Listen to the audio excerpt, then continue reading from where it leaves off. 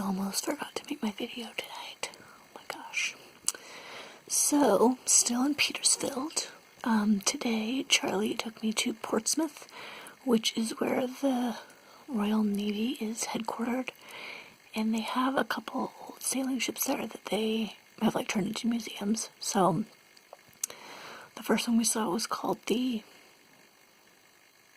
Nope, it's gone. I don't know. The first one was from the 1800s. Like late 1800s, I believe, and was only actually used for like 10 years.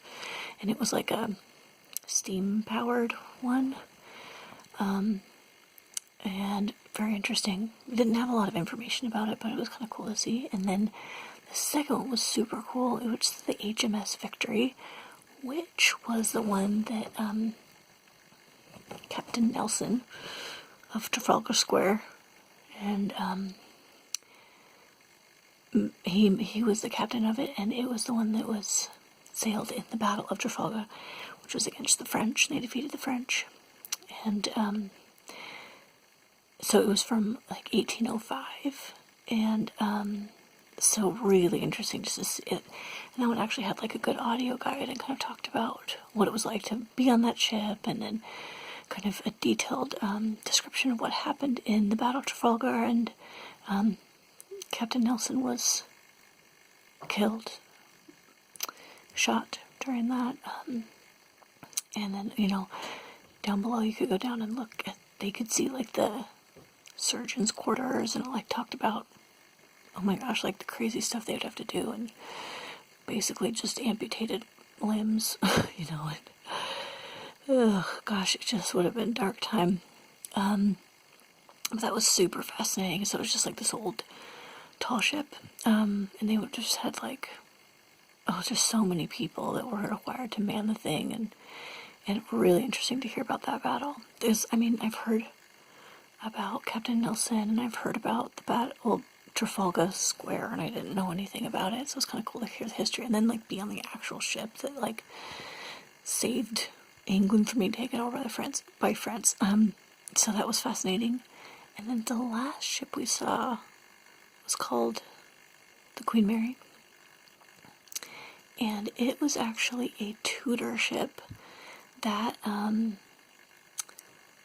belonged to King Henry VIII, the one with all the wives that like killed them all and like started Protestantism and stuff.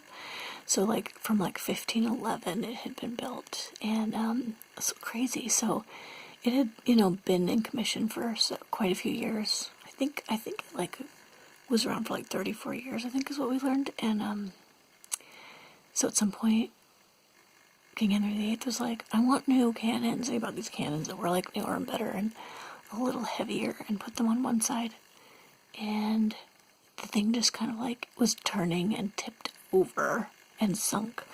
And I guess in those times, like the cannons weren't the main way of fighting. Like what they would do is come alongside a ship and tie up to it and then pull that way.